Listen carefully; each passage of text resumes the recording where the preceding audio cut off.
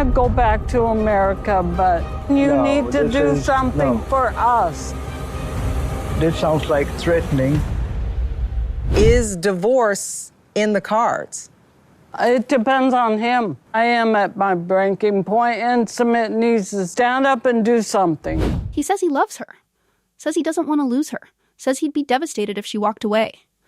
And yet, every single choice he makes pushes her closer to the door. Because how do you claim to love someone and then keep choosing the one thing that breaks them every day? Jenny isn't asking for diamonds or grand gestures. She's asking for a front door that doesn't belong to his parents. Privacy. Peace. A space that's hers too, not a shared room like a guest with no rights. And yet even now, after everything they've been through, after publicly marrying her against his family's wishes, Sumit still refuses to move out. His answer isn't even new. It's been the same for months. We're staying here. Because my parents expect it. And that one line undoes everything they built together. Because while he's busy managing expectations, she's managing emotional collapse. Jenny is in India, thousands of miles from the only life she's ever known, and she spends most of her day alone. Not alone like catching a break, alone like numb in silence. No living room, no kitchen to call her own. 1 bedroom, 4 walls, and every one of those walls is closing in. And the man she married, the one she imagined growing old with, hears her say all this and still shrugs. Still says, it'll upset my parents. Still insists this setup can work if she'd only stop complaining. He even admits out loud in front of everyone that they were much happier when they lived alone, that things were smoother, healthier, warmer. So why doesn't he want that life back? Why does he talk about happiness like it's a past tense story instead of something worth fighting for now? And if he's not fighting for that, is he still fighting for her at all? She doesn't scream. She doesn't throw anything. She doesn't even cry. Jenny looks him straight in the eye and says it as softly as she can, like she's still trying to protect his feelings while her own are falling apart. I don't want to go back to America, but you need to do something for us. That's not a threat. That's a lifeline. It's her saying, I still want this, but you have to meet me somewhere, anywhere, outside of this box we're dying in. And how does Sumit respond? Not with reassurance, not with a plan, not even with basic concern. He leans back into the same line he's used 100 times before. My parents expect us to live together. As if that cancels everything. As if the people who've never accepted her happiness should have the final word on whether she gets to have any. He doesn't hear her pain. He hears rebellion. He doesn't process it as heartbreak. He processes it as insubordination. When she says she can't take it anymore, he says she's threatening him. That single word, threatening, flips the whole power dynamic. It paints her as unstable, overreacting, problematic, when in reality, she's done nothing but beg him to care in a language he refuses to learn. She says she's reaching her breaking point. He says she's being dramatic. She says she needs air. He says she's trying to control him. And that gap, that impossible space between what she's asking for and what he's willing to hear, is where the marriage is bleeding out. Because when someone weaponizes culture to excuse neglect, what they're really doing is outsourcing their guilt. Sumit isn't standing up for his family. He's hiding behind them, using them like a human shield to avoid making the choice that might make someone upset. And that's the trick. He wants to keep the peace, but only if it means Jenny stays silent. And the longer she stays silent, the more she disappears. Most people think heartbreak is loud. Screaming matches, doors slamming, crying in bathrooms. But Jenny's heartbreak is quiet. It lives inside the same 4 walls every single day. A small bedroom with beige walls, a bed, and not much else. No place to sit and drink coffee together. No private space to laugh or argue or breathe. That one room has become her prison, and her partner won't even acknowledge the bars. She wakes up in that room, eats alone in that room, sleeps there, sometimes without him beside her. Outside the door, there's a family she's never felt safe around. Inside, there's silence. And Sumit? He keeps acting like nothing's wrong. He wonders why their romance is dying, why the spark is gone. But he won't connect the dots.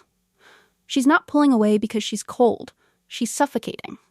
When everything about your living situation screams you're unwanted, it gets harder to reach for affection. When you're on eggshells with everyone outside the bedroom and alone inside it, you stop feeling sexy, desired, or even seen. Jenny isn't avoiding intimacy. She's surviving emotional isolation.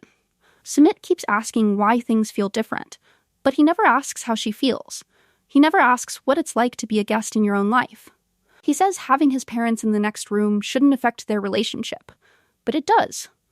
Not because she doesn't respect his family, but because she's already spent too many years trying to earn their approval, and now all she wants is peace. You can't build a marriage on top of someone else's disapproval and expect it to thrive. And you definitely can't expect someone to be vulnerable and connected in a space where she doesn't even feel safe. When your partner won't fight for your space, they've already shrunk your existence. It doesn't start with a blow-up. It starts with a sentence so casual, it almost slips by. Roy, the friend, mentions it like it's common knowledge. That Sumit didn't work with him, because Jenny wouldn't let him. A simple line, except it's a lie. And the minute Jenny hears it, everything stops. She looks at Sumit like she's just realized she's been set up. Because she never told him not to work. That conversation never happened. What she said, clearly, was that she didn't want him drinking and partying late after work, and somehow he twisted that into an excuse. Not to her face, but behind her back. He didn't want to be the one to say no, so he turned her into the villain. And that hits harder than any fight ever could. She's not even angry about the restaurant. She's furious about being turned into a scapegoat for his own avoidance. Sumit tells Roy one version of reality, then tells Jenny it was a misunderstanding. But here's the thing. Misunderstandings don't protect you from your own choices. They don't conveniently line up with what you wanted anyway. This wasn't confusion. It was calculated. He knew telling Roy the truth, that he didn't want to work there, or didn't want the pressure, would cause tension. So instead, he handed Jenny over as the excuse, like a shield, like a buffer. And what stings isn't just the dishonesty, it's the casual way he did it. Like her name is a tool, not a person. And in that moment, Jenny realizes she's not just isolated, she's being framed. Quietly, politely, without confrontation, he's been undermining her to people outside the marriage, painting her as the controlling one while he plays the peacemaker. But the truth is, his peace comes from letting her take the blame for decisions she never made. And when someone uses you as their cover, what they're really saying is, they don't expect you to speak up. It was supposed to be their second chance. A clean slate. A family calf where everyone pitched in, where old wounds would quietly heal over cups of tea and shared effort. That dream didn't last. One by one, they walked away. Sadhna quit. Amit quit. Shri quit. Even Jenny bowed out, not with drama, just exhaustion. And when asked why, she didn't give some long speech. She just said, "I'm trying to be happy." 7 words that carry years of emotional labor. She didn't quit the calf. She quit pretending this was working. But somehow, even with the whole project crumbling, Sumit still talks about it like it's salvageable. Like they're a strong, unified household working towards something real. He acts like the cracks are temporary, like people leaving is a phase. Even when his own brother moved out. Even when the very people this fantasy was built around wanted no part of it anymore. He still clings to it, defending this invisible ideal of family he can't let go of. Jenny's sitting in the same house where every single person who once said they believed in togetherness has already made their exit. And she's still expected to stay. Smile. Adjust. Belong. What Sumit doesn't seem to realize is that he's now defending a structure that no longer exists. The calf was never about coffee or profit. It was about repairing something broken, and when the project died, so did the illusion that everyone was on the same page. Jenny sees it. Everyone sees it.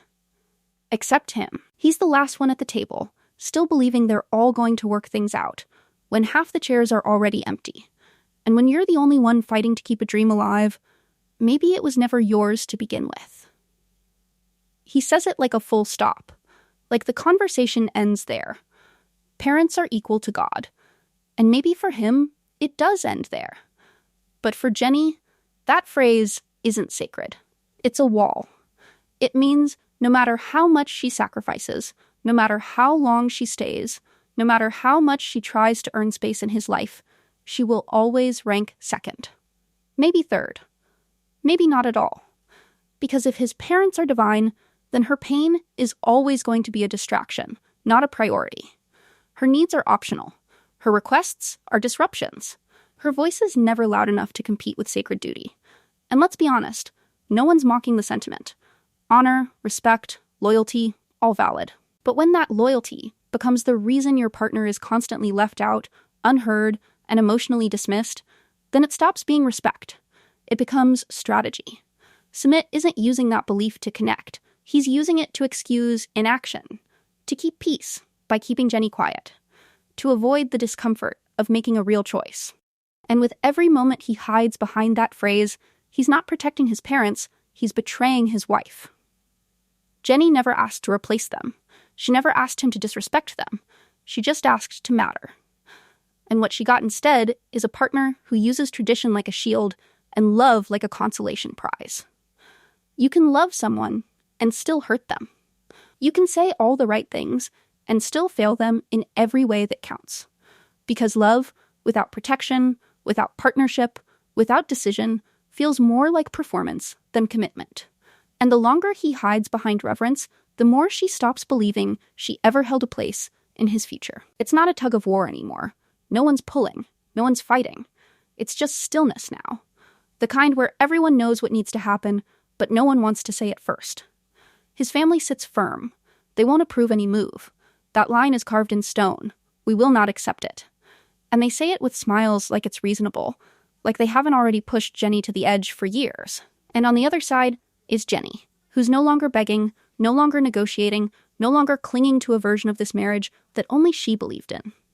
She's quiet now, not because she's calm, but because she's tired. Tired of translating her needs into requests, only to be told they're threats. Tired of saying the same thing and getting silence in return. Tired of being the one who always bends. Sumit stands in the middle like a man who's been cornered by his own refusal to choose. He says he understands both sides. He says he loves both sides. But love without action is weightless. And his stillness, that passivity he calls respect, is bleeding the marriage dry. Because every time he says I get it, and then does nothing, Jenny feels herself fade a little more. Her sadness has flattened. It doesn't spike anymore. It just sits there, settled in her bones, like something permanent. And when she finally speaks, her voice doesn't shake. It doesn't rise. It doesn't plead. It just lands with full certainty. I'll move, with or without you. And that's not a line. It's a closing chapter. Because if he doesn't follow her out the door, then he's already closed the one that led back to her. And once someone accepts your silence louder than your promises, they stop waiting for answers. She's not asking anymore. She's not checking if it's okay, not looking for signs that he'll come around, not waiting for him to meet her halfway. That version of Jenny, hopeful, soft-spoken, trying to explain herself over and over, is gone. What's left now is someone who's already halfway out the door in her mind, already packing in silence, already counting down the hours she has left to keep living like a shadow in someone else's house. The threat to leave has turned into logistics. And Sumit? He's still sitting there, blinking slowly like he's waiting for this whole thing to blow over. As if time, not effort, will fix what's broken. The irony is brutal. He says he doesn't want her to go.